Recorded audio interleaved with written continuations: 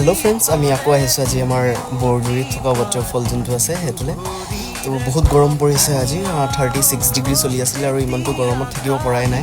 ঘৰত হেতু কাৰণে আমি ওলাইছো waterfall আৰু আমাৰ ইফনৰ মানে কি গৰম পৰিলে মানে waterfall কাৰণ তো ওচৰত না আমাৰ বেছি দূৰ নহয় হেতু কাৰণে আমাৰ লগৰ গিটাৰ লগত ওলাইছো আৰু আজি গৰমৰ কাৰণে ওয়েদাৰটো ইমান ভাল লাগিছে পুৰা